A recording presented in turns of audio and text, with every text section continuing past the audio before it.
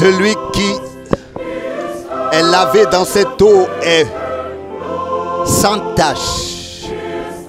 Est sans tache.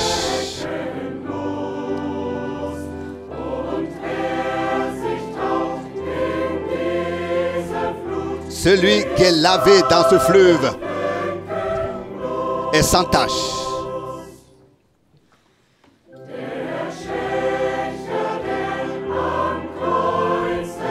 Le meurtrier sur la croix qui a reconnu le Seigneur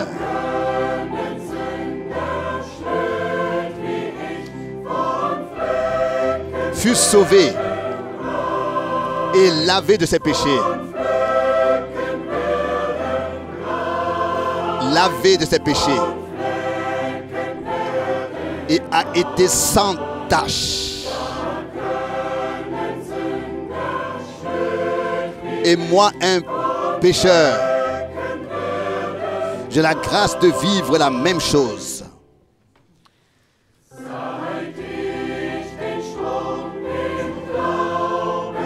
Depuis que j'ai vu ce fleuve par la foi,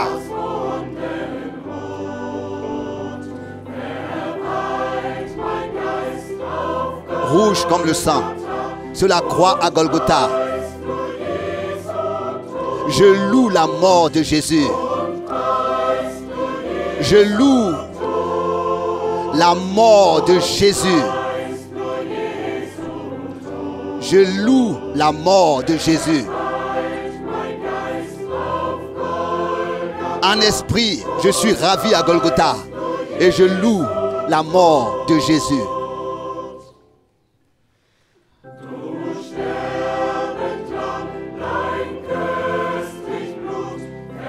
Ce sang précieux ne perd jamais sa puissance. Aujourd'hui encore, elle purifie et sauve et sanctifie. Purifie, sauve et guérit et délivre. Aujourd'hui encore, purifie, guérit et délivre.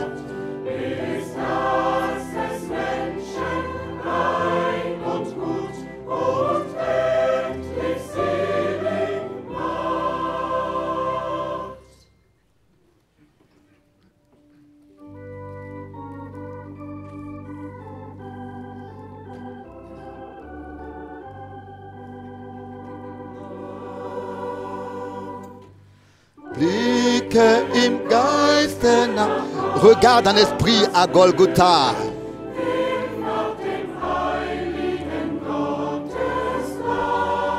À l'agneau de Dieu qui a souffert là-bas dans la mort et qui a laissé son sang sur la croix. Regarde à la croix. C'est là qu'il a donné sa vie, qu'il a souffert là-bas pour toi, la mort amère. Vois, c'est par amour qu'il s'est donné pour toi, pour te sauver du péché et de la force. C'est seulement son amour brûlant pour tous qui l'a conduit à accomplir ça pour nous. Pour toi, toi qui étais tombé si bas, pour te sauver du pouvoir du péché. Oh, regarde à la croix. C'est là qu'il a donné sa vie. Pour toi, il a bu la mort amère. Regarde, c'est par amour qu'il s'est donné à toi pour te sauver du péché et de la force.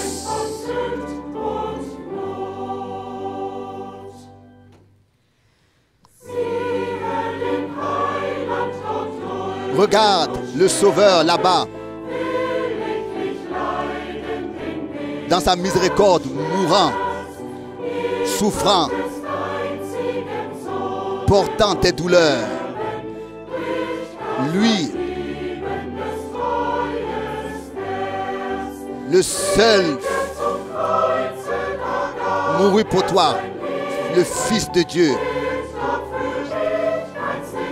pour t'apporter l'héritage.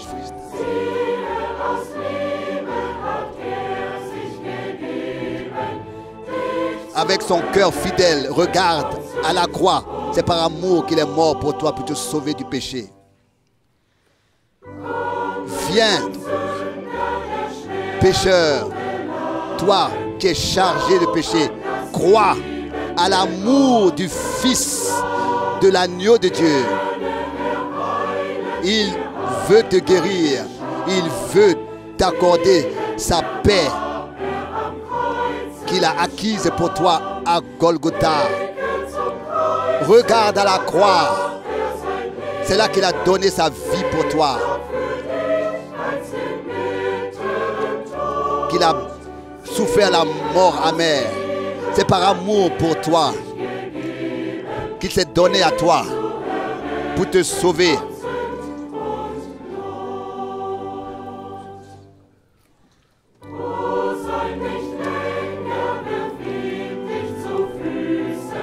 Alors ne manque pas de te jeter à ses pieds. Reconnais tes fautes. Il t'accepte. Et tu te réjouiras de la joie qui remplira ton cœur de la miséricorde de Dieu. Regarde à Jésus.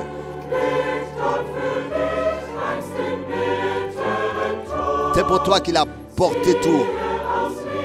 C'est par amour qu'il a fait pour toi, qu'il s'est donné pour te sauver du péché et de la mort.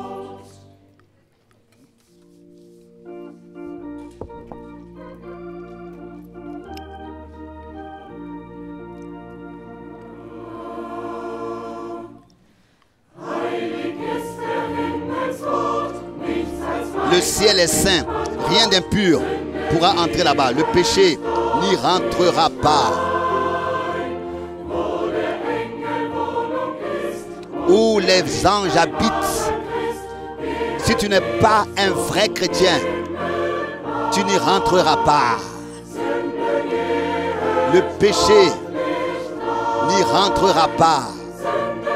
Le péché n'y rentrera pas. Si tu ne meurs pas du péché et ne reçois pas ce qu'il a fait pour toi, tu n'y rentreras pas.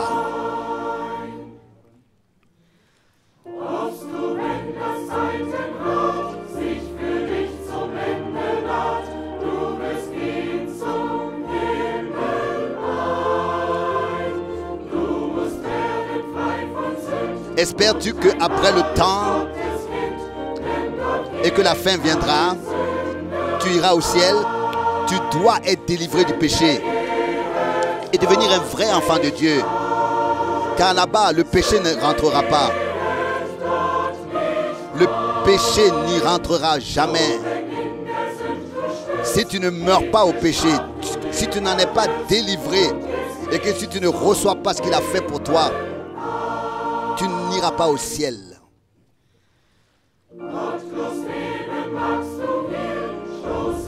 Tu vis comme un impie. Tu rejettes la grâce de Dieu. Mais là-bas, tu n'y entreras pas. La porte restera fermée. Car c'est écrit dans la parole de Dieu que là-bas, aucun impur n'entrera. Le péché n'y entrera pas. Le péché n'y rentrera pas. Si tu ne meurs pas au péché, tu n'entreras pas au ciel.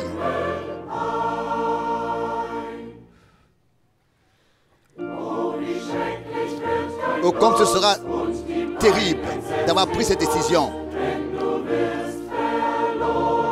Car tu seras perdu là-bas en enfer. Ce sera la souffrance et les douleurs. Mais ce sera ce que tu as choisi. mais tu n'y rentreras pas au ciel, car le péché n'entrera pas au ciel. Si tu ne meurs pas au péché, par une délivrance totale, tu n'iras pas au ciel.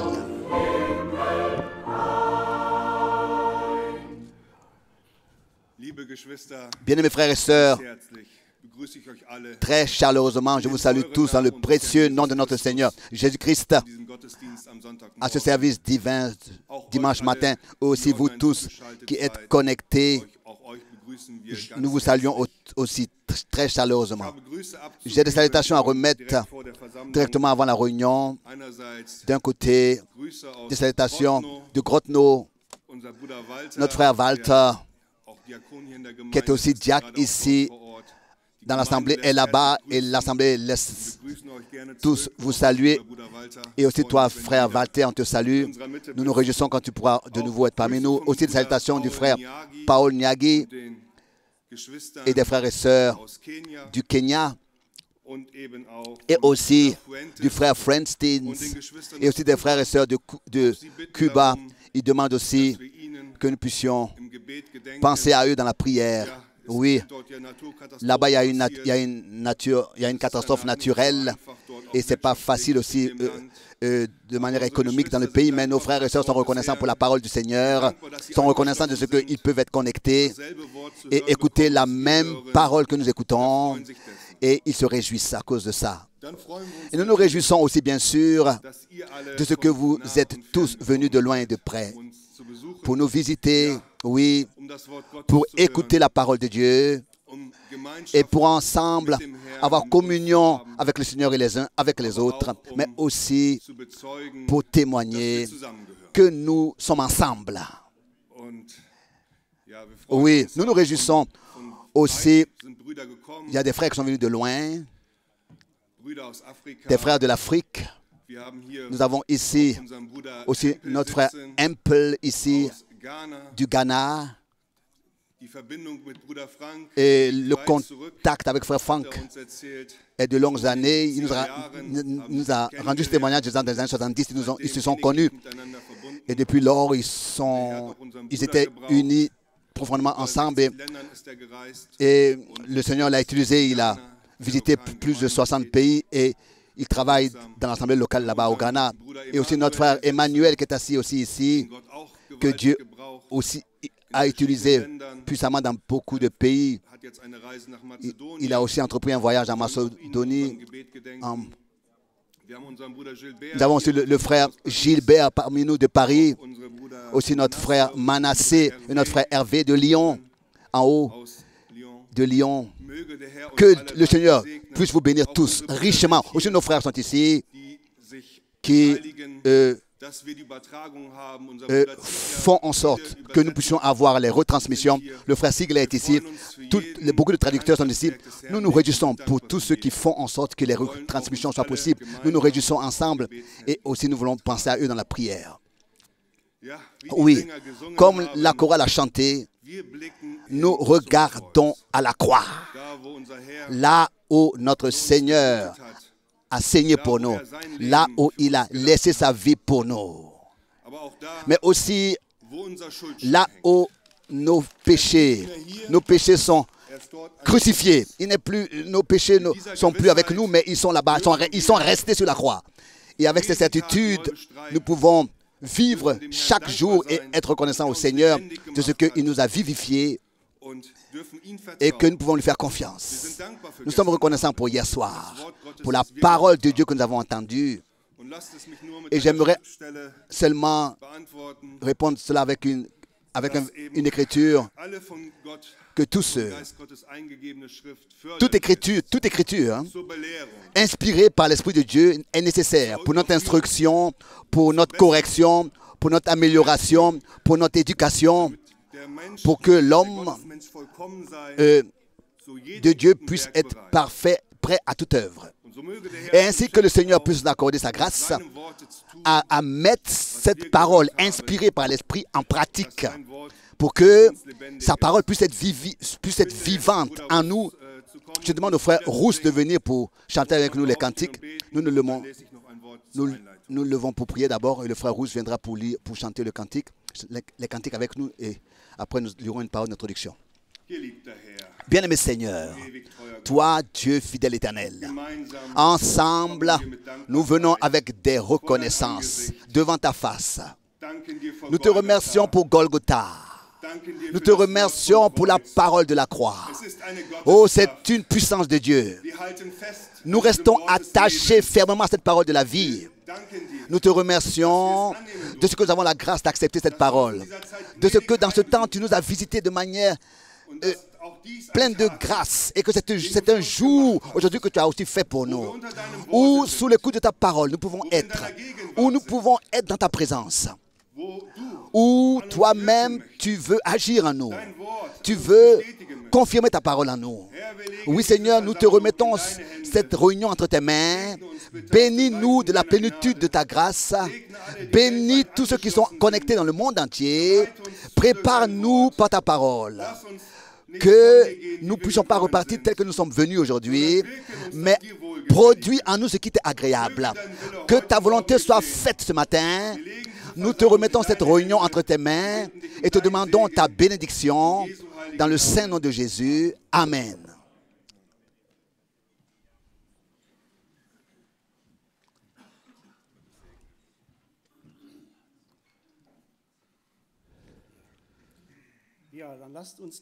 Nous voulons chanter ce cantique de la croix. Jésus m'attire à la croix. Le 17, dans ce livret de chant, le numéro 17. Jésus m'attire à la croix.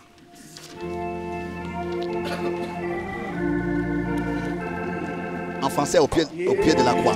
Au pied de la sainte croix, jaillit la fontaine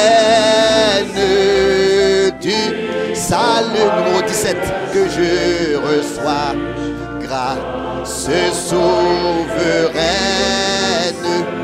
Sainte croix, par toi j'ai la vie. C'est dans le sang de la croix que je me confie. Seigneur, le sang de ta croix, mes péchés efface. Tu me le dis, je le crois. Tu m'as plus de traces. Alléluia. Sainte croix, oh sainte croix, par toi j'ai la vie.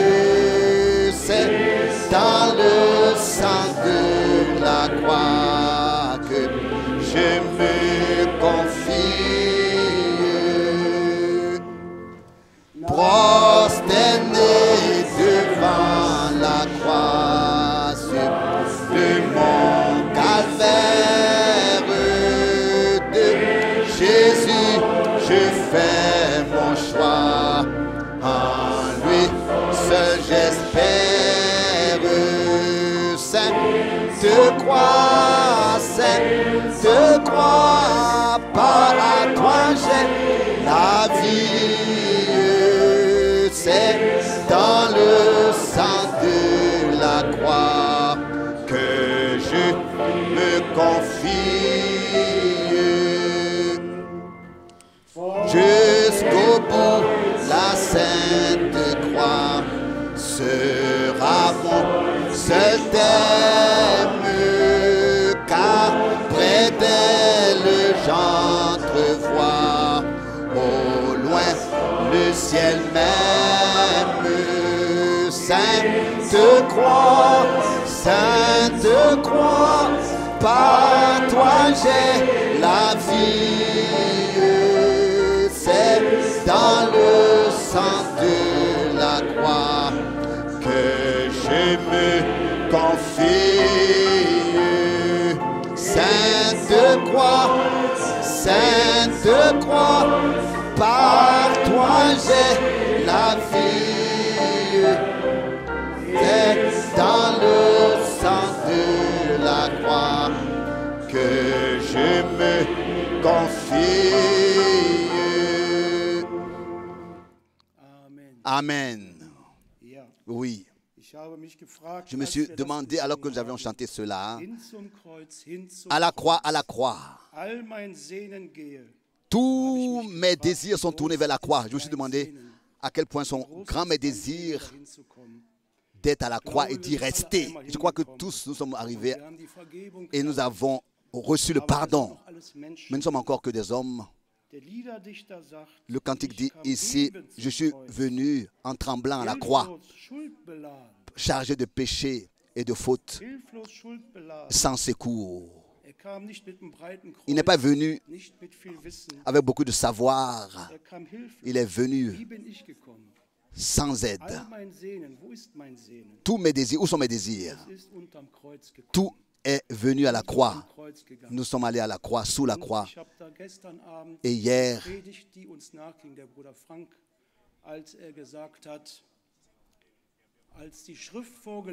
alors que l'écriture a été lue hier, qu'est-ce qu'il a dit hier? Il a directement dit, j'ai pensé à moi, j'ai pensé à moi. Où est-ce que je me tiens? Où suis-je? Pas comment est le prochain, ou bien comment est-ce que le prochain se trouve, mais quand l'homme de Dieu, un vrai, lit la parole et il se demande lui-même dans quel état il se trouve par rapport à cette parole qui vient d'être lue. Et cela m'a touché le cœur. Et j'ai pensé en moi-même, et j'ai trouvé un déficit. Je ne suis pas digne de me tenir ici devant. Je ne suis qu'une créature misérable. Mais quand je suis appelé pour chanter les cantiques, alors je viens. Mais cela m'a beaucoup touché. De ce que le frère Frank et aussi le frère Branham, lui-même, ces hommes de Dieu, ont toujours demandé, Seigneur, où suis-je? Où est-ce que je me tiens? Fais ma grâce. Est-ce que mon désir est comme ça? Nous avons reçu le pardon, nous avons expérimenté le Seigneur.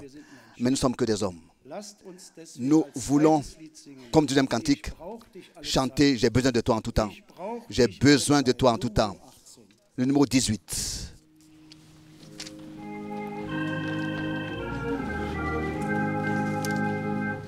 J'ai soif de ta présence, divin chef de ma foi, dans ma faiblesse immense, que ferais-je sans toi?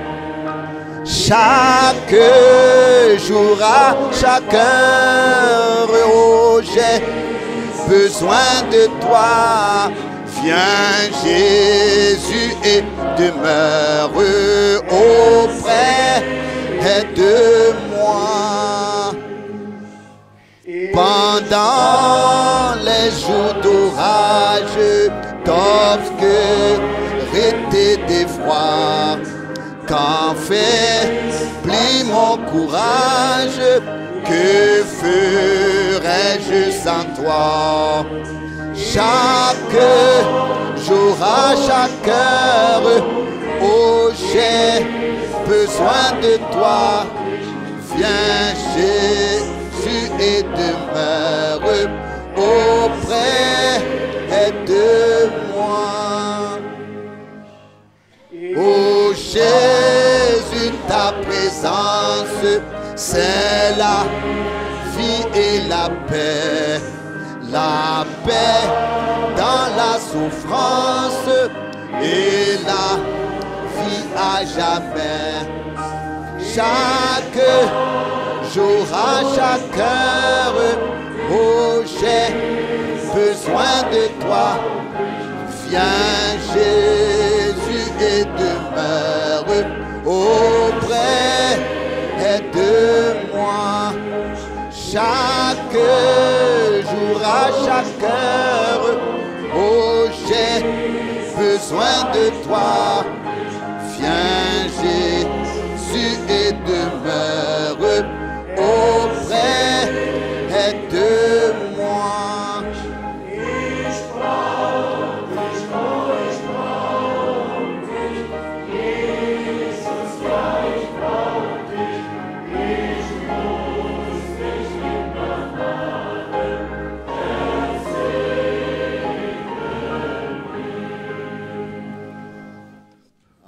Amen. Ça, c'est notre prière, c'est notre désir. Nous avons besoin du Seigneur. Et ce qui est bien, c'est que le Seigneur a dit, je suis avec vous tous les jours, jusqu'à la fin du monde. Nous avons besoin de lui en tout temps. Mais il n'est pas loin, il est avec nous en tout temps, tous les jours. Tous les jours. C'est une relation personnelle et profonde que nous avons reçue avec lui. Nous avons besoin de lui et il est là pour nous. Que son nom soit loué et apporter la reconnaissance. Je voudrais, comme introduction, lire une parole de Nombre chapitre 25 dès le début. Nombre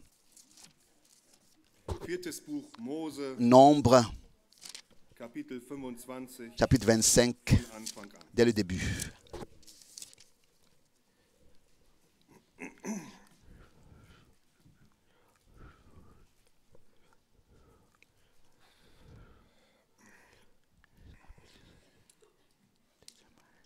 Als aber die Israeliten sich in Sittim niedergelassen hatten, Israël demeurait à Sittim et le peuple commença à se livrer à la fornication avec les filles de Moab.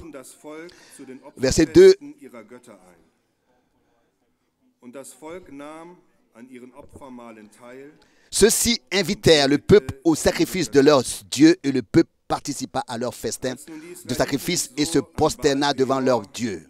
Verset 3. Lorsque les Israélites se furent ainsi attachés à Baal Péor, la colère du Seigneur s'enflamma contre Israël. Verset 4. Le Seigneur ordonna à Moïse, assemble tous les chefs du peuple et fais pendre les coupables devant la face du Seigneur, en face du soleil, afin que la colère ardente du Seigneur se détourne d'Israël. Alors Moïse donna cet ordre aux juges israélites. Tuez chacun ceux des siens qui se sont attachés à Baal Péor. Verset 6. Un Israélite venait d'amener une Madianite à ses concitoyens sous les yeux de Moïse et sous les yeux de toute l'assemblée des Israélites, tandis qu'il pleurait à l'entrée de la tente des révélations. Verset 7. Voyant cela, Phiné, fils du sacrificateur Éléazar, fils d'Aaron, sortit du milieu de l'assemblée et prit une lance dans sa main. Verset 8. Suivit ensuite l'Israélite dans la chambre à coucher et transperça tous deux, l'homme israélite et la femme, cette dernière par son bas-ventre. C'est alors que la mort s'arrêta parmi les Israélites. Verset 9. Le nombre de ceux qui périrent par la mort s'éleva à 24 000. Verset 11. Pinheas, der Sohn des Priesters Eleazar, des Sohnes Aarons, hat mein Zorn von den Israeliten dadurch abgewandt, le Seigneur parla à Moïse der mir eigen ist, et dit, Phiné, fils du sacrificateur Éléazar, fils d'Aaron, a détourné ma colère des Israélites en montrant au milieu d'eux le même zèle que le mien. C'est pourquoi, malgré mon zèle, je n'ai pas entièrement exterminé les Israélites.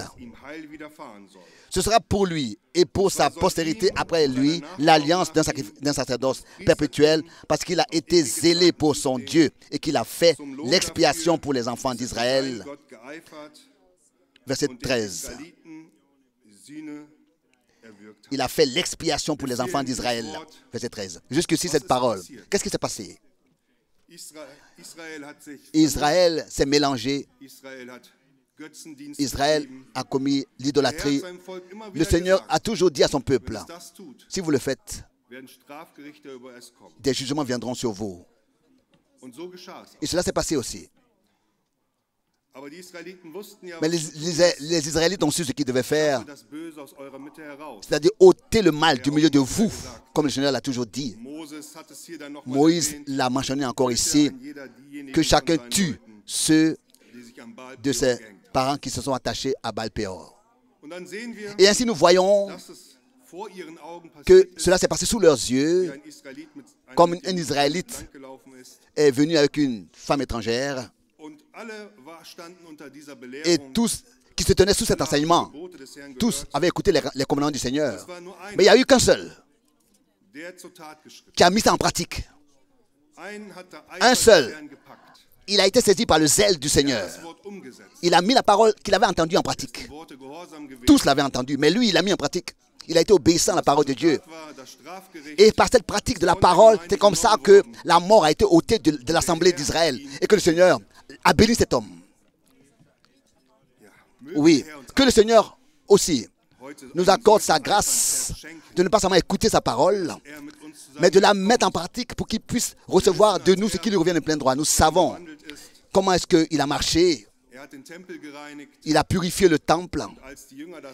Et quand les disciples l'ont vu, c'est écrit dans Jean 2, au verset 17, ils ont dit, ils ont pensé au psaume 68, le zèle de ta maison me zèle. Ici, le Seigneur n'a pas enseigné, il a mis de l'ordre dans son temple. Il a mis en pratique la parole. Et nous voyons aussi Paul plus tard. Nous l'avons entendu hier dans la prédication, dans 2 Corinthiens 11. Il dit, j'ai le zèle pour vous présenter au Seigneur comme une vierge chaste, pure. Paul parlait aussi du zèle du Seigneur qui était en lui. Et nous parlons, dans notre temps, nous pensons à frère Branham, à frère Frank, au zèle qu'ils ont eu pour l'Église du Dieu vivant.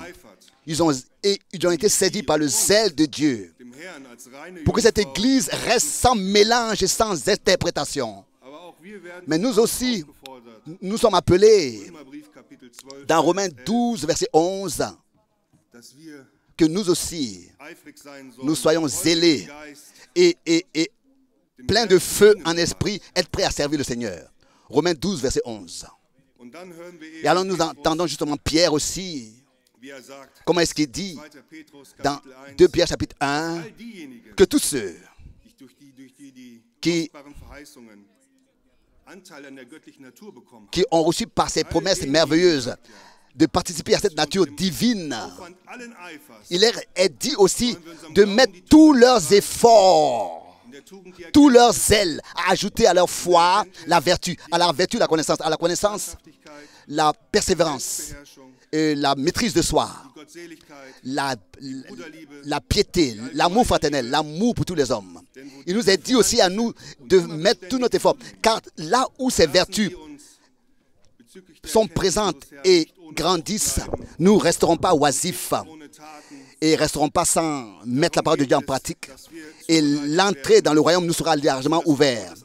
C'est ainsi que nous sommes appelés aussi, nous, dans notre temps, à mettre la parole de Dieu en pratique, à ne pas seulement écouter, pour qu'il puisse nous vivifier et que parmi nous, il n'y ait plus de mélange et d'interprétation, comme André l'a souligné encore hier, comme nous l'avons entendu dans la parole d'introduction et dans la retransmission, que c'est lui, le Seigneur, qui met en nous le vouloir et le faire, pour que nous lui soyons agréables, qu'il puisse nous accorder sa grâce, qu'il puisse nous vivifier, qu'il puisse nous accorder cette dynamique dans la mécanique. Levons-nous pour remettre cette réunion au Seigneur.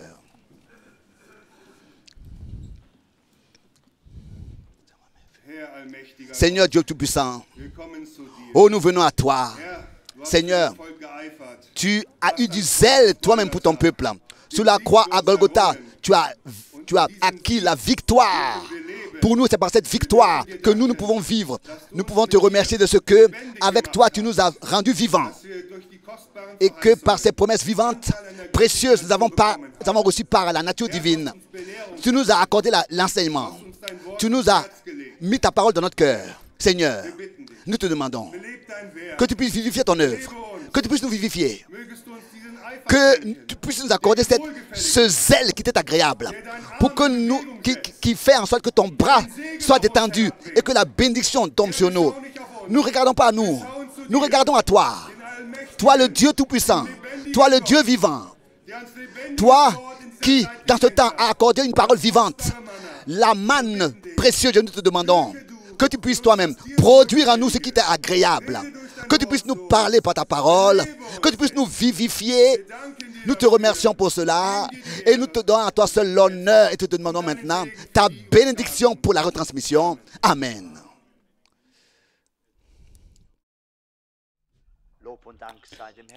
Loué et remercié soit le Seigneur pour sa grâce et sa fidélité. Et nous sommes si heureux de pouvoir déjà le connaître ici sur terre, de lui appartenir de savoir qu'il a payé le prix pour nous et que nous ne serons pas des étrangers là-bas. Ici, nous sommes peut-être devenus des étrangers. Après avoir peut-être rompu avec le monde et l'avoir accepté, cela déconcerte les gens et nous devenons des étrangers. Et nous pouvons aussi parfois être évités par les gens et peut-être méconnus et ne plus être compris. Mais nous savons une chose. Rien ne peut plus nous retenir. Car nous savons qui nous a rachetés. Nous savons qui nous a délivrés. Nous savons qui nous a appelés, qui nous a attirés à lui. Et c'est pourquoi nous pouvons nous identifier à ce cantique. Il existe une patrie dans la lumière céleste, préparée par mon Sauveur. Cette patrie est très certainement préparée là-bas. Et notre Seigneur a dit dans Jean 14, 2, « Je vais vous préparer une demeure, et je reviendrai vous prendre avec moi. Et nous ne serons pas étrangers là-bas. » Quelle grâce que de pouvoir être là-bas. Nous aspirons à être là-bas. Et nous avons lu mercredi dernier ou samedi, dans le sermon du frère Branham, comment il a été élevé là-bas et comment il a vu tous ceux qui avaient mis leur espérance dans le Dieu vivant et comment il a pu tous les voir. Et il dit, il y en avait des millions et la joie était très grande. Frères et sœurs, la joie sera très grande lorsque les rachetés seront avec les rachetés. Nous ne pouvons même pas imaginer ni concevoir ce que ce sera, mais ce sera quelque chose de merveilleux. Toutes les tribulations que nous devons traverser ne valent pas ce qui nous attend là-bas dans cette gloire. Quelque chose est préparé pour nous là-bas. Je voudrais lire un passage du psaume 95, du psaume 95 avant la prière commune. Ensuite, frère Franck, pour apprendre la parole, nous allons peut-être lire le psaume, ce psaume 95, 95, qui est un psaume si précieux et que nous connaissons tous très bien. Mais l'appel s'adresse ici à nous et peut-être à tous les croyants à travers les âges. Venez, acclamons le Seigneur, poussons des cris de joie vers le rocher de notre salut. Je crois que ce n'est pas seulement lorsque nous serons là-bas, mais déjà ici, que nous voulons acclamer notre Dieu, que nous voulons nous réjouir devant le rocher de notre salut, car nous savons qu'il a fait de grandes choses pour nous. Et si les rachetés ne le font pas, qui le fera? Mais nous pouvons le faire, et c'est pourquoi nous nous réunissons sans cesse. Ne venons pas devant lui avec des plaintes, des gémissements et des lamentations, mais ici il est dit au verset 2, entrons devant sa face avec reconnaissance.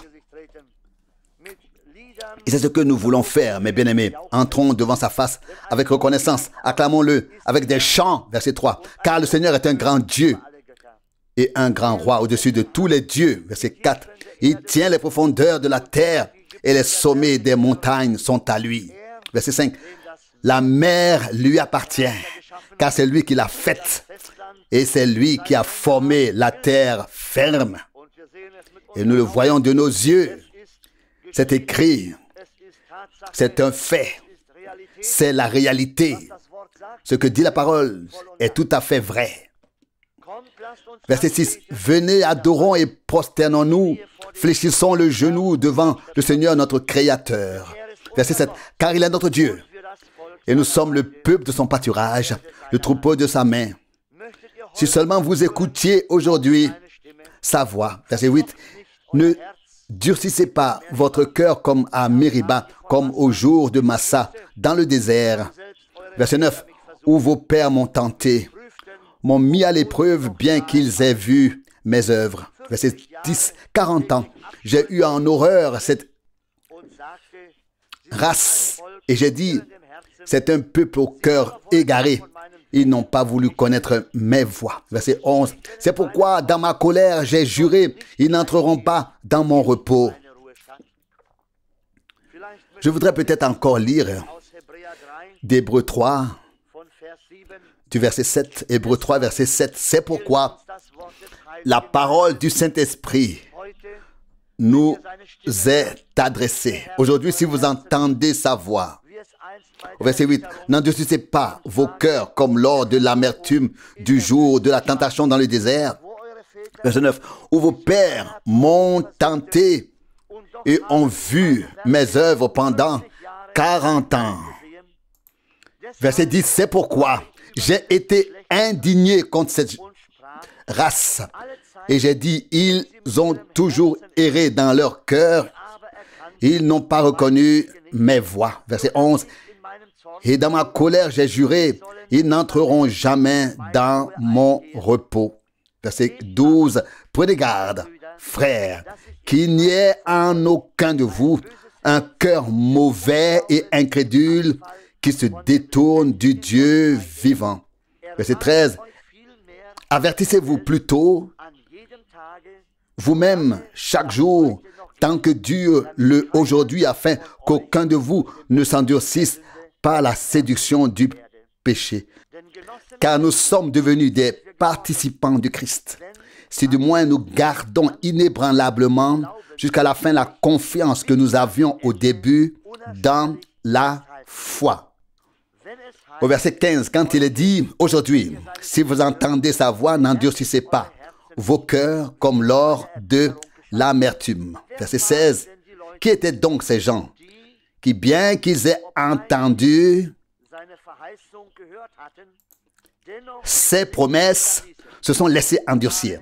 N'était-ce pas tous ceux qui étaient sortis d'Égypte par l'intermédiaire de Moïse? Verset 17. Et qui étaient ceux dont il s'était indigné pendant 40 ans? N'étaient-ce pas ceux qui avaient péché et dont les corps étaient tombés dans le désert? Verset 18. Et qui étaient ceux à qui il avait juré qu'il n'entrerait pas dans son repos? N'étaient-ce pas ceux qui avaient été désobéissants? Verset 19. Nous voyons donc qu'ils n'ont pas pu entrer à cause de leur incrédulité. Jusqu'ici, cette parole sainte et précieuse de Dieu. Levons-nous pour prier ensemble. Dieu fidèle, nous te remercions du fond du cœur pour ce jour de grâce et pour cette heure de grâce où nous avons pu nous réunir ici pour écouter ensemble ta parole. Nous te prions de nous accorder la grâce, de ne pas endurcir nos cœurs lorsque tu nous parles par ta parole précieuse et sainte. Comme en ces jours-là, tu as promis qu'ils verraient la terre promise, mais ils ont rejeté ta promesse. Ils ont endurci leur cœur. Ils n'ont pas cru au Seigneur. Dieu fidèle, nous te prions, accorde-nous ta grâce en ces jours, afin que nous n'endurcissions pas nos cœurs, que nous écoutions ta parole, que nous percevions tes promesses, que nous sachions que tu n'as pas parlé en vain, que tu n'as pas prononcé des paroles vides. Mais Seigneur, nous savons que tes paroles sont vraies et certaines. Dieu fidèle, ce sont eux que tu as fait sortir d'Égypte d'une main puissante. Dieu fidèle, de nos jours, aussi tu as fait sortir d'Égypte d'une main puissante. Tu as appelé d'une voix puissante. Mais mon Dieu, accorde-nous la grâce de ne pas endurcir nos cœurs, que nous ne rejetions pas ta voix, que nous ne suivions pas nos propres voies, nos propres chemins, que nous ne succombions pas à nos propres pensées au Seigneur. Accorde-nous ta grâce, ô Dieu. Seigneur, nous voyons que cela s'est ainsi passé en ces jours-là. Accorde-nous ta miséricorde afin qu'il en soit autrement aujourd'hui, afin que lorsque nous entendons ta voix, nos cœurs s'ouvrent et accueillent ta parole. Dieu fidèle, accorde-moi ta miséricorde. Accorde ta miséricorde à tous ceux qui ont entendu ta parole. Aujourd'hui, Seigneur, nous savons que l'ennemi a été capable en ces jours-là de les détourner de tout. De nos jours aussi, ô Seigneur, l'ennemi s'efforce de disputer à ton peuple ta parole et tout le reste, Seigneur. Mais, Seigneur, tu veux bien aider et accorder ta grâce aussi ce soir. Seigneur, alors que nous sommes ici réunis dans ton merveilleux et glorieux nom de Jésus, accorde la grâce d'entendre et accorde aussi la grâce de parler et accorde-nous aussi des cœurs ouverts afin que nous puissions louer ton nom, te célébrer et te louer, Seigneur, te crier des cris de joie et t'offrir nos remerciements et notre louange pour tout au nom de Jésus. Alléluia. Amen. Amen. Nous nous asseyons. Frère Franck, aujourd'hui, je ne souhaite pas rester ici devant, à moins que nous ayons vraiment de bonnes questions. Aujourd'hui, nous allons avoir une étude biblique. Oui. Louange et grâce soient rendues au Seigneur. Nous sommes très reconnaissants d'être ici et d'avoir accueilli nos frères de Pologne pendant quelque temps. Peut-être ont-ils une question. Il serait très important de savoir s'il y a des questions. Et j'espère qu'il y aura vraiment de belles questions sur la patrie ce soir, pas des questions sur le fait d'être sans patrie, loin de chez soi, mais des questions qui nous préoccupent tous, des questions bibliques, afin que nous ne nous contentions pas de prêcher, mais que nous apprenions aussi où le bas blesse. Avons-nous des questions? Oui, s'il vous plaît. La question se rapporte au sermon de dimanche matin, à savoir ce que signifie le fait que les vierges aient emporté avec elles en plus une cruche d'huile. La cruche d'huile que les vierges ont emportée avec elles. La question est donc la suivante. Que signifient les cruches dont il est question dans Matthieu 25 qui font la différence entre les vierges sages et les vierges folles? Telle est la question.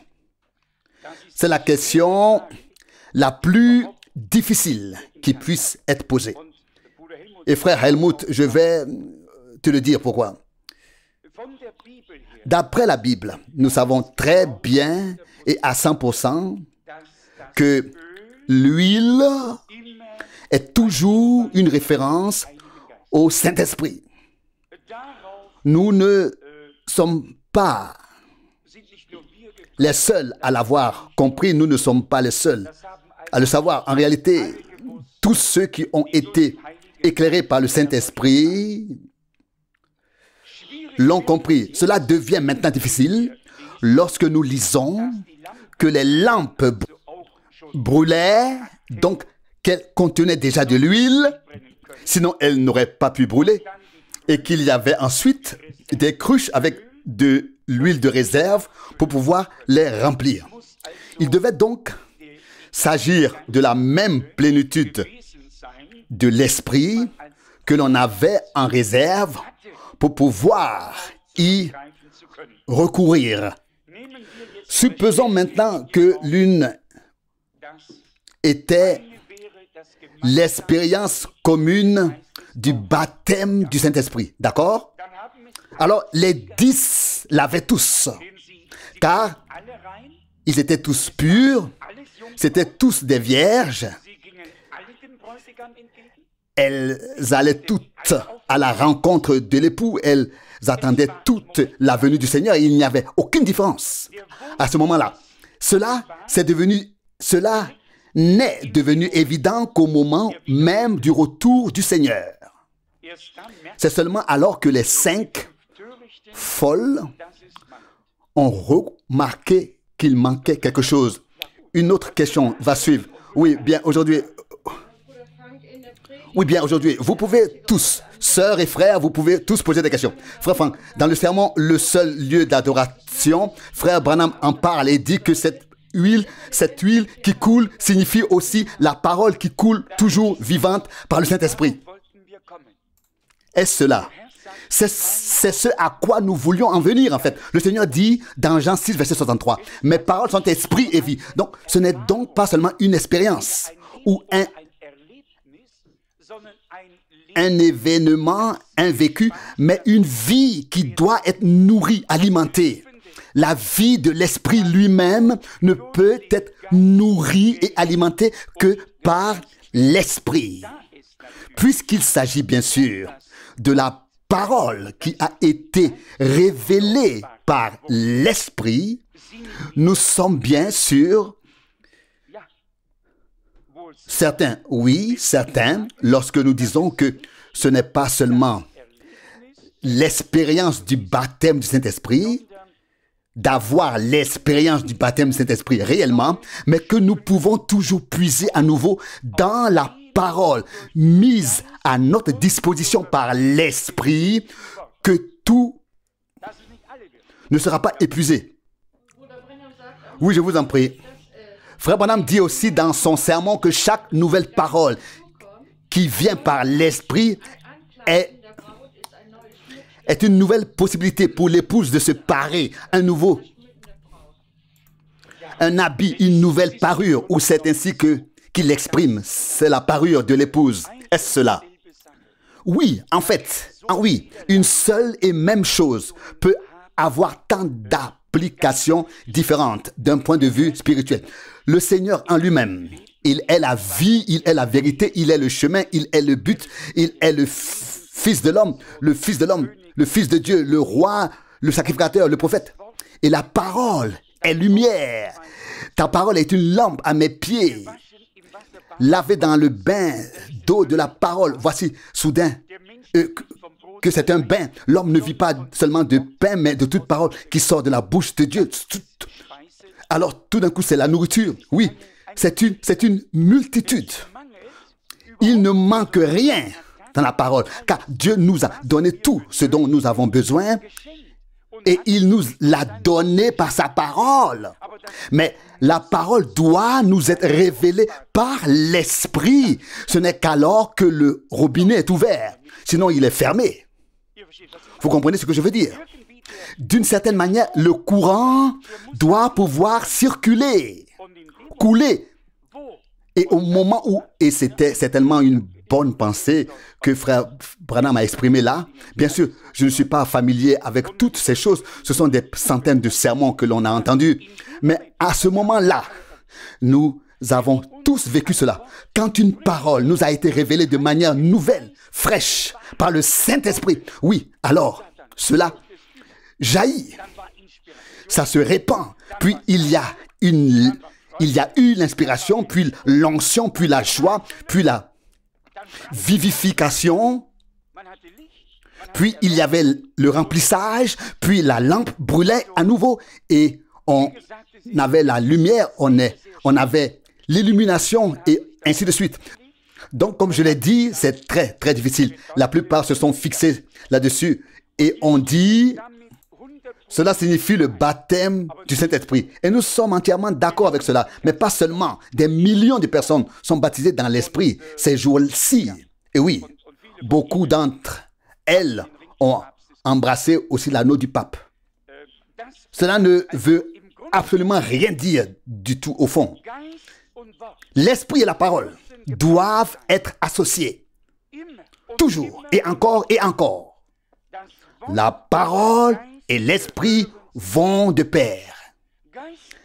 L'Esprit sans la parole plane au-dessus des profondeurs et il ne se passe rien. Genèse 1, verset 2. La parole sans l'Esprit est une lettre morte avec laquelle nous pouvons peut-être encore tuer quelqu'un, mais rien de plus.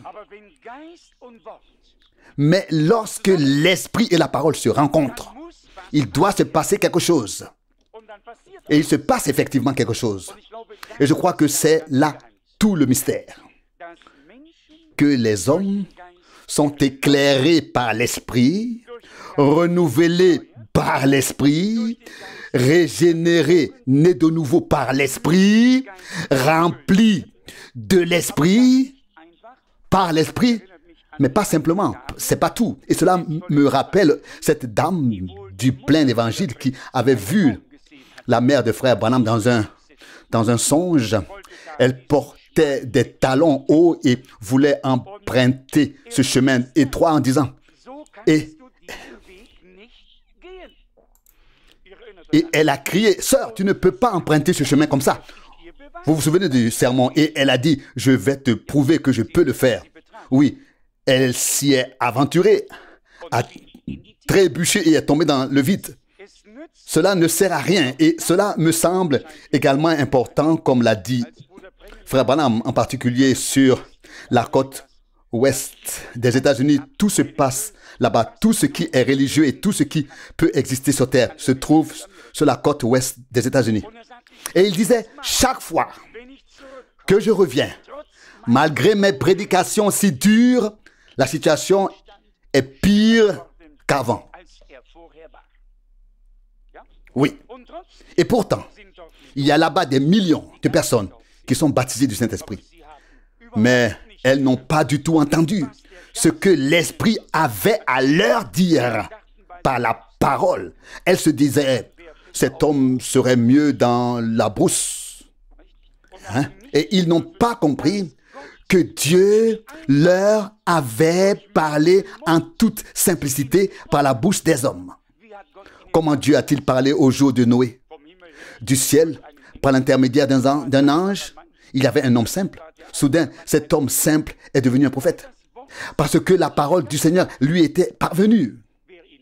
Ceux qui l'écoutaient, écoutaient Dieu. Ceux qui croyaient en lui, croyaient en Dieu. Ceux qui lui obéissaient, obéissaient à Dieu. Et qui était Moïse? Moïse, si l'on y regarde de près, était d'abord un meurtrier. Il a tué l'Égyptien, il a regardé à droite et à gauche, il l'a enterré dans le sable, puis il a poursuivi son chemin. Et ensuite, il est devenu un grand prophète. Et ceux qui l'écoutaient, écoutaient Dieu. Ceux qui le croyaient, croyaient Dieu. Et ainsi, nous sommes convaincus que les personnes qui ont reçu la grâce de Dieu, qui l'ont vraiment reçu, qu'elles ne se contentent pas de parler ou de chanter la grâce, mais qu'elles la manifestent dans leur vie, qu'elles reconnaissent les voix de Dieu et les suivent dans ce temps présent.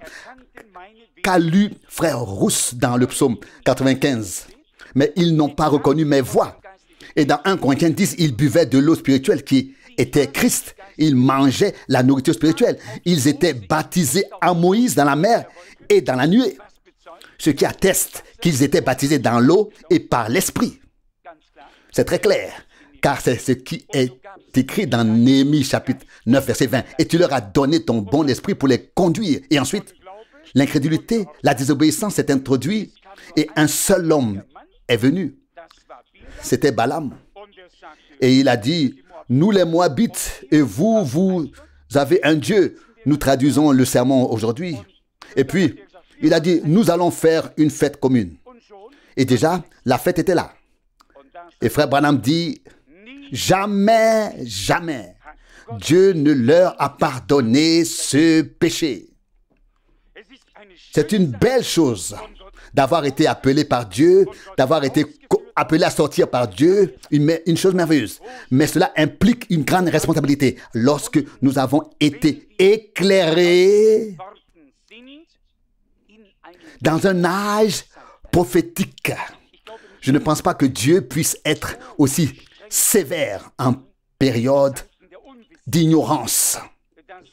Il est dit dans les Actes des Apôtres, Dieu a passé outre les temps de l'ignorance. Mais dès l'instant où Dieu se révèle, où Dieu manifeste et fait connaître sa volonté, c'est une chose sérieuse à prendre. Et là, nous devons croire et obéir. Oui. Avons-nous compris cela? Je vous en prie. J'ai encore une question. Elle concerne le passage de Philippiens 1 et 2 où il est question de la manière dont l'Église doit être dirigée et où il est dit que nous devons être d'un même esprit, sans discuter pour savoir qui a raison, etc.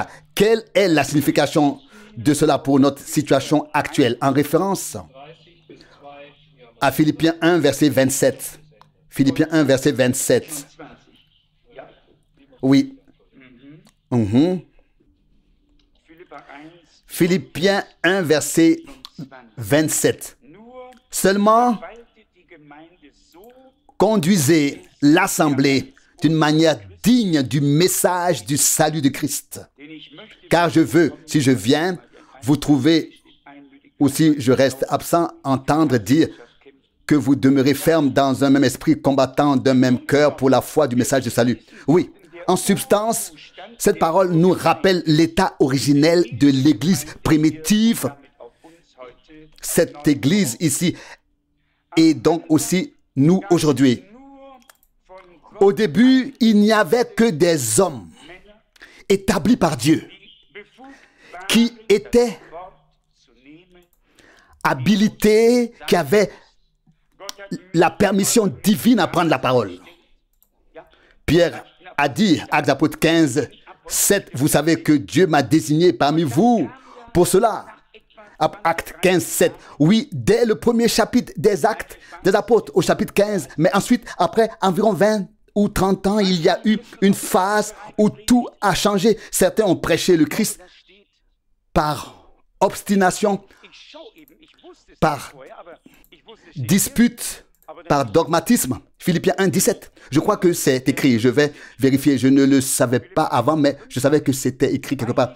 Mais c'est écrit ici au verset 15. Philippiens 1, 15. Certains, certes, prêchent le Christ par envie et par esprit de querelle, mais d'autres le font avec de bonnes intentions.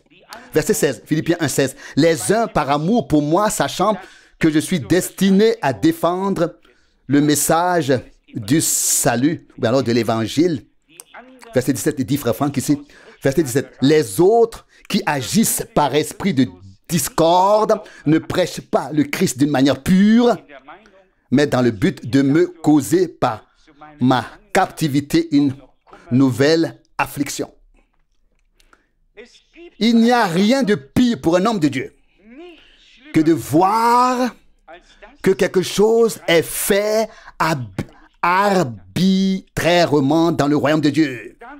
Cela détruit et empêche l'unité et tout ce que Dieu veut construire, bâtir et accomplir. Question. Y a-t-il alors un manque de sincérité? De sincérité dans ces hommes. Il y a un manque de sincérité. Je ne sais pas. Je ne sais pas non plus d'où vient ce manque. Je dirais de la crainte de Dieu. Il y a un manque de crainte de Dieu. Je veux dire la crainte de Dieu manque dans ces hommes. Et Dieu connaît nos cœurs lorsque nous avançons devant. Il sait que je préférerais rester assis là plutôt que de venir ici devant. Et ce n'est pas seulement une fois, mais à chaque réunion, à chaque fois. Ce qui manque, c'est la crainte de Dieu. Avant tout. On parle toujours d'amour, qu'il soit présent ou non. Nous en manquons tous. Nous ne voulons pas juger les autres, mais nous soumettre à la parole de Dieu. Mais dans le royaume de Dieu, rendre un service à Dieu sans avoir été destiné à le faire par lui, c'est un meurtre. Cela sème la confusion et est maudit. Cela semble dur, hein? Mais qui peut se permettre de faire ce qu'il veut dans le royaume de Dieu? Qui? Oui, mon Dieu, où cela nous mènera-t-il? Ce n'est pas possible.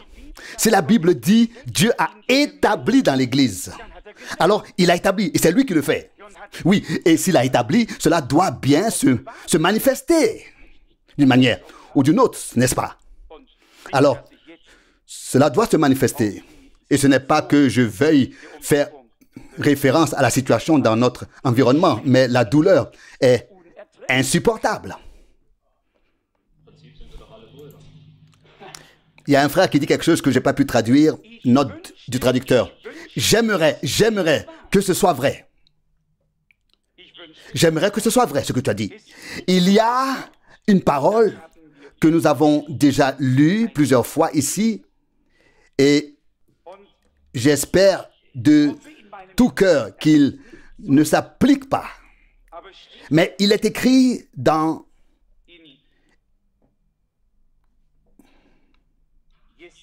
Ésaïe 66, verset 5. Ésaïe 66, verset 5. Écoutez la parole du Seigneur. Vous qui tremblez à la pensée de sa parole. Vous qui tremblez à la pensée de sa parole. Vous qui craignez son nom. Vos frères qui vous haïssent, qui vous rejettent à cause de mon nom, disent que le Seigneur fasse paraître sa gloire, afin que nous voyions votre joie. Mais c'est eux qui seront déçus. Il existe une norme dans le royaume de Dieu, dans l'Église. Et chacun doit d'abord l'appliquer à soi-même, puis nous devons tous l'appliquer à nous-mêmes. Premièrement, le commandement de l'amour doit être respecté en toutes circonstances. Et je pense que nous l'avons bien prouvé. Mais l'amour n'est pas un amour réalisable, flexible, applicable à toutes les situations comme un manteau. Mais l'amour est l'amour de la vérité, l'amour de Dieu, l'amour à Dieu, vers Dieu, pour Dieu. Et puis tout doit se plier devant Dieu dans cet amour de Dieu et reconnaître son ordre divin en toutes choses. Je me souviens, c'était probablement en 1958, lorsque j'étais à Jeffersonville, j'avais été invité dans une assemblée où il y avait une femme prédicatrice. Elle avait écrit un livre impressionnant sur les dons spirituels. On m'a également donné ce livre. Et elle a écrit qui sait combien de bonnes choses sur Frère Branham dans l'introduction, dans l'avant-propos. Et puis, bien sûr, elle a écrit elle-même ensuite. Et je me suis dit, comment est-il possible que des gens aient été sous un tel ministère, se sont assis, ont écouté, puis aient commencé leur propre ministère, et dans ce cas, en tant que femme, et aient ensuite écrit un grand livre en particulier sur les guérisons et la direction et la conduite de l'esprit, etc., sans se soumettre eux-mêmes à la direction, à la conduite de l'esprit et donc à la parole. Et nous, voilà à la première question. Qui peut prétendre être conduit par l'Esprit de Dieu s'il ne s'est pas soumis à la parole qui est venue de l'Esprit? Quelle direction, quelle conduite doit-on suivre? Quel esprit, quelle direction, dans quelle direction on doit aller?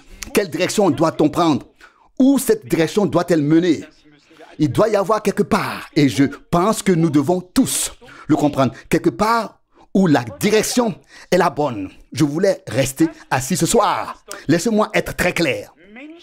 Les personnes qui ne s'intègrent pas dans une assemblée biblique n'en font pas partie.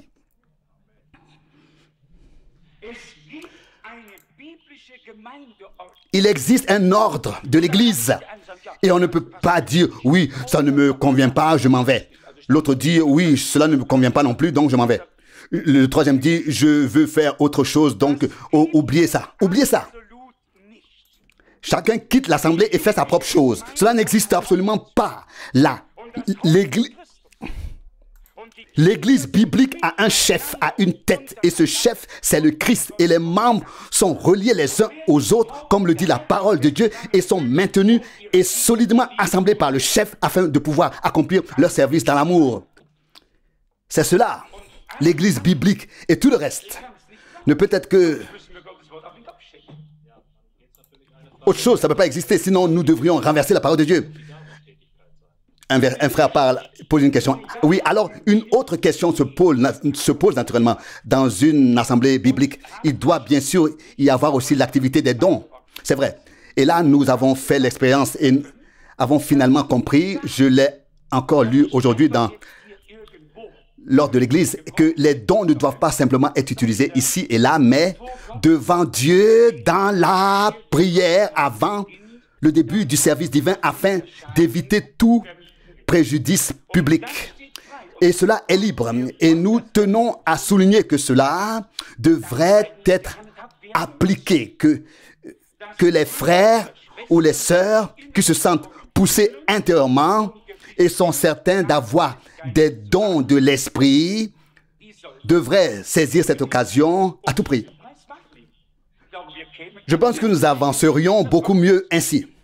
Si tous ceux qui ont un don de l'esprit prenaient la chose aussi sérieusement qu'un ancien doit l'apprendre, qu'un prédicateur ou tout homme de Dieu doit l'apprendre lorsqu'il a un ministère.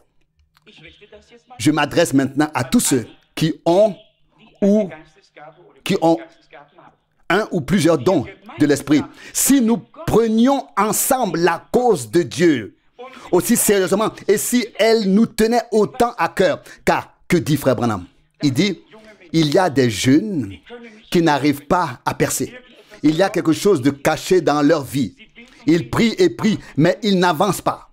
Il dit, alors utilisez vos dons et quelque chose sera révélé pour aller vers ces personnes concernées et leur dire, écoute, c'est là que le diable a pris pied dans ta vie et alors on leur viendra en aide. Mais ce ne sont pas seulement des paroles générales qui sont prononcées dans l'assemblée. Nous entendons cela depuis 30 ans. Une chose doit venir de manière très ciblée. Ma question est simplement la suivante. Un frère pose une question. Comment pouvons-nous y parvenir à cela? C'est pourtant le désir de nous tous. Oui, nous y serons dans quelque temps. Nous y arriverons. Cela ne fait aucun doute. Nous avons dû, je dirais, tomber sur le nez. Nous avons dû passer par des leçons difficiles. Nous avons dû boire la coupe amère pour devenir sages. Par le malheur, pour apprendre des leçons qui ne viennent pas de la théorie d'un livre, mais qui nous ont marqués à jamais dans leurs conséquences pratiques. Et à ce moment-là, nous pouvons affirmer avec certitude que Dieu, avec son Église, sera à la fin là où il était au commencement avec elle. Et si vous vous en souvenez, je l'ai déjà clairement expliqué ici. Au tout début, vraiment au tout début, je veux dire au tout commencement, personne n'osait faire quoi que ce soit, apporter quoi que ce soit, prêcher, guérir ou quoi que ce soit d'autre. Personne. Il y avait une telle crainte de Dieu parmi les gens. Après un certain temps, les choses ont changé un peu. Mais nous retournons maintenant dans la même direction. Nous sommes dans un certain processus de développement jusqu'à ce que nous arrivions au point où toute l'Église, dans la crainte de Dieu et sous la conduite directe du Saint-Esprit, soit équipée, revêtue de la puissance d'en haut pour pouvoir exécuter le ministère de Jésus maintenant à la fin. C'est une nécessité divine. La pierre angulaire, nous l'avons également entendu, ne peut venir avant que l'Église ait été préparée, ait été ajustée à elle pour qu'elle puisse venir. Mais nous sommes en chemin, vers cela. L'avantage que nous avons, c'est que nous ne nous faisons pas d'illusions, ni aux autres, que nous ne créons pas une atmosphère, mais que nous attendons que Dieu le fasse. Je veux ramener chez moi quelque chose de réel de Dieu, ou rien du tout. Je préfère rentrer chez moi les mains vides et accepter le reproche. C'était une réunion ennuyante, plutôt que de venir mentir ou de me mentir moi-même. Question, j'ai encore une question. N'est-ce pas plutôt selon mon impression personnelle adaptée à ma situation actuelle que nous avons peur de nous ouvrir au Seigneur? Oui, pas la crainte de Dieu, mais vraiment la peur. Je sais. Ce sera le cas pour certains et pour d'autres, cela peut l'être. Ce sera de la crainte à laquelle s'ajoutera l'incrédulité, puis la désobéissance et bien d'autres choses encore. La crainte ici liée à la peur. Certains auront peut-être peur, peur de faire une erreur. Mais dans l'ensemble, je pense qu'à l'heure venue, sans que nous ayons besoin de nous faire une idée précise, Dieu agira comme il le fera en temps voulu. Soyez honnêtes. Comment Dieu nous a-t-il vraiment conduit au cours de ces années, de clarté en clarté, de sorte que nous avons pu exposer bibliquement? Oui, toutes ces choses. Oui, j'aurais presque dit, comme frère Branham ne l'a pas fait. Mais vous savez ce que je veux dire. Un prophète ne peut parler de lui-même. Cela doit être éclairé d'une manière ou d'une autre par la suite. Jésus, notre Seigneur, a ensuite éclairé le ministère de Jean-Baptiste, l'a éclairé bibliquement et il a dit, Matthieu 11, 7, qui vouliez-vous voir? Un homme vêtu d'habits doux? Non, un prophète. Et puis il a dit, c'est de lui dont parle Ésaïe dans Ésaïe 40, verset 3. C'est ainsi que Dieu nous a accordé sa grâce pas à pas. Après cette année d'abondance, nous allons bientôt connaître 6 années de disette. Et puis, à un moment donné dans ce cycle divin, quelque chose doit arriver. Il ne peut en être autrement. Mais laissez-moi vous dire ceci. Il n'y aura plus de compromis. Il n'y aura plus de compromis. Oui. C'est ainsi que nous voyons les choses. Dieu tracera une ligne claire. Son langage sera si clair que tout le monde le comprendra. Et ceux qui sont prêts à s'y soumettre, Dieu leur fera grâce. Oui. Quelqu'un d'autre a-t-il une question? Oui, question. Pourrais-tu nous expliquer pourquoi un être humain doit naître de nouveau et pourquoi a-t-il ensuite besoin du Saint-Esprit? Pourquoi un être humain doit naître de nouveau et pourquoi il a besoin du Saint-Esprit? Pourquoi doit-il être né de nouveau et pourquoi doit-il recevoir le Saint-Esprit? Oui, on peut en faire le résumé brièvement. Tout comme l'être humain naît dans ce monde pour y vivre, exister, être. Il doit naître de nouveau pour pouvoir vivre, exister et être là-bas. Tout comme sur terre, une union, une semence est nécessaire pour que la vie puisse naître, une fécondation est nécessaire. Il est nécessaire que les hommes reçoivent la semence de la parole de Dieu dans leur cœur, qu'ils le fassent avec foi. Leur cœur est donc saisi. Quelque chose se met en mouvement par l'Esprit de Dieu. Et puis ensuite, l'Esprit de Dieu rend vivant la parole de Dieu dans cet homme. Et seule cette expérience venant de Dieu conduit à la nouvelle naissance. Je ne sais plus à qui j'ai dit ces choses. Si ces jours-ci que nous avons formé des gens au royaume de Dieu, nous les avons formés dans le royaume de Dieu. C'est vrai que nous prêchons pour que les gens entrent dans le royaume de Dieu, chacun à sa manière, les pentecôtistes à la manière pentecôtiste, nous à notre manière, les baptistes à leur manière, et tous amènent les gens dans le royaume de Dieu à leur manière. Et puis frère Branham dit, ce ne sont pas les enfants de Dieu, ce sont les enfants des baptistes, ce sont donc les enfants de leurs assemblées ou de leurs confessions respectives. J'aspire au jour. Je l'ai dit ici lorsque nous avons vécu cette expérience-là, le dernier dimanche du mois dernier en Suisse, dans la maison où environ 20 personnes étaient présentes lorsque l'Esprit de Dieu est descendu sur des gens qui ne savaient qu'une chose, c'est qu'ils devaient me demander de venir chez eux. Personne n'avait prévu qu'il y aurait environ 20 personnes. Mais d'un moment à l'autre, l'Esprit de Dieu a commencé à agir. Les uns ont commencé à prier. Une sœur s'est agenouillée. Les autres aussi. Quelque chose se passait dans toute la pièce. Et c'était l'œuvre directe du Saint-Esprit. Et c'est ce dont nous avons besoin.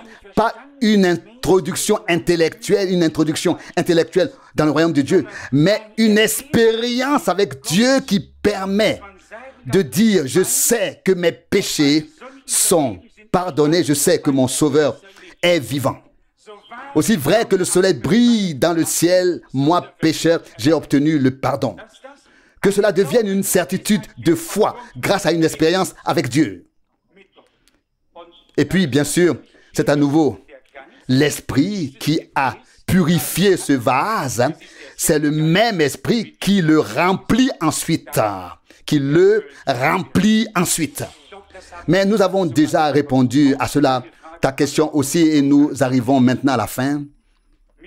Avec Philippiens 1 et 2, nous souhaitons que Dieu rende cette parole vraie. Que vraiment, dans l'Église du Seigneur, rien ne soit fait par dogmatisme, par obstination, comme il est écrit ici, que rien soit fait seulement parce qu'on veut le faire, mais que tout soit fait par Dieu, qu'on attende et qu'on voit ce qui doit arriver ensuite. Je crois pouvoir le dire en toute bonne conscience. Au cours de ces presque 20 années, nous avons été conduits par le Saint-Esprit de bien des manières.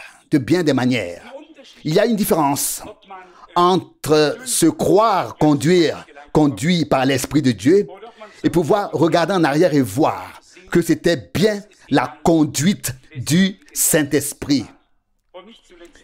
Et enfin, il y a aussi les indices qui nous ont été donnés de temps à autre. Et pour cela, nous sommes reconnaissants à Dieu. Le fait que nous soyons actuellement, disons, au point mort, ne nous rassure pas.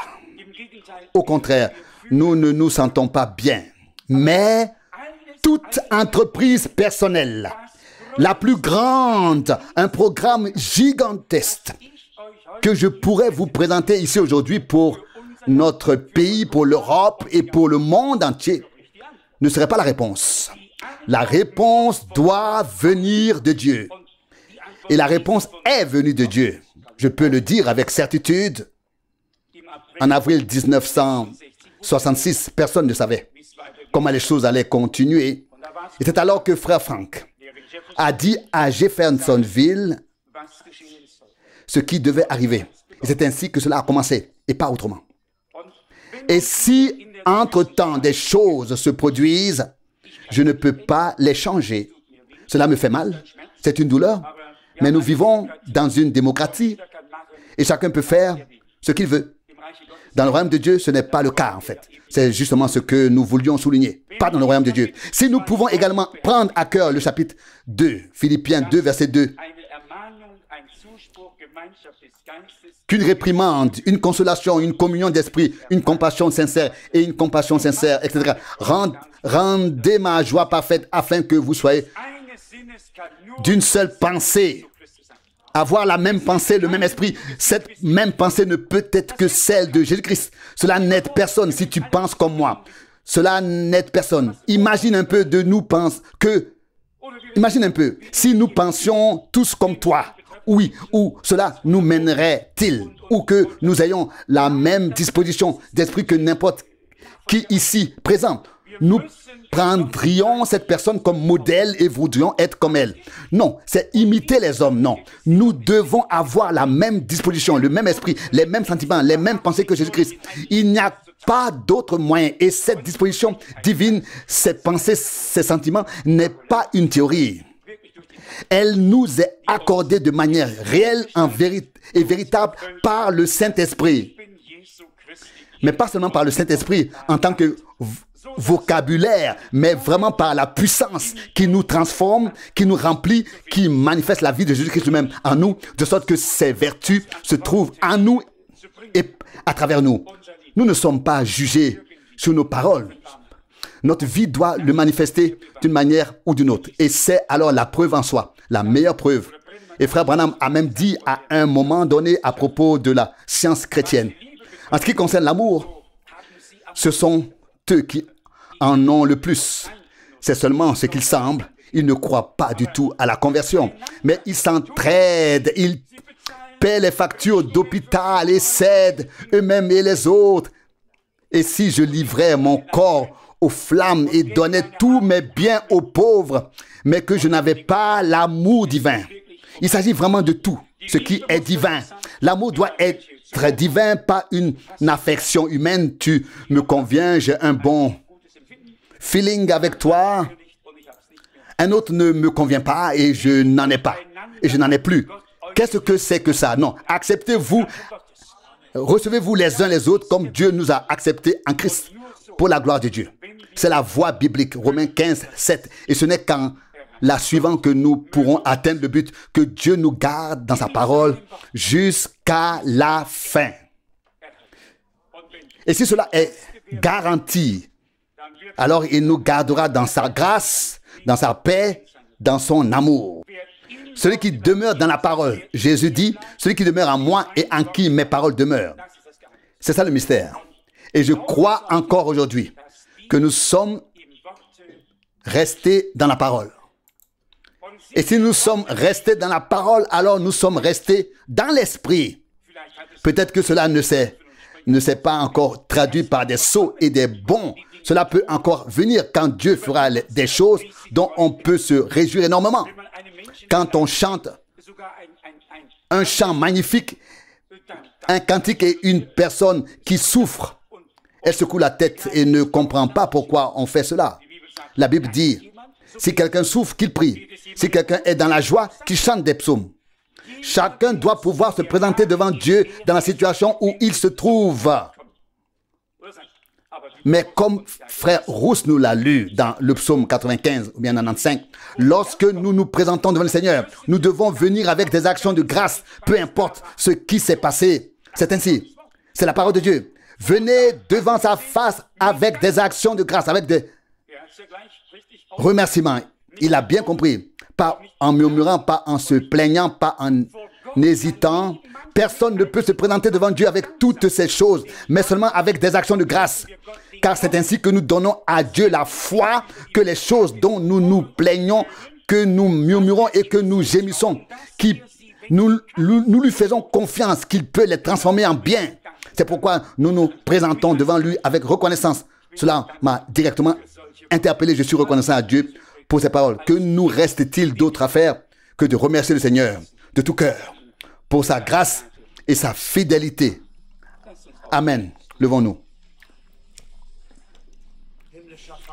Frère Rousse, Père Céleste, nous te remercions encore une fois pour ta parole puissante. Par ta parole précieuse et sainte, nous sommes touchés et nous te rendons gloire, louange et adoration. Seigneur, tu ne changes ni ta parole, ni tes pensées. Que nous soyons disposés, Seigneur, comme tu le dis dans ta parole. Que nous ayons les pensées comme tu le dis dans ta parole. Ô être d'un même esprit, unis à toi, jusqu'à ce que nous passions de la foi à la vue. Oh oui, Seigneur, et aussi les uns avec les autres. Seigneur, tu connais nos cœurs, tu connais nos désirs. Mais tu dois tout accomplir, Seigneur. Que ton nom soit glorifié, loué et remercié. Au nom de Jésus. Amen. Frère Franck. Père Céleste, je te remercie de tout cœur pour ta parole précieuse et sainte, pour le Saint-Esprit qui agit en nous et rend la parole vivante en nous, la transformant en une réalité divine.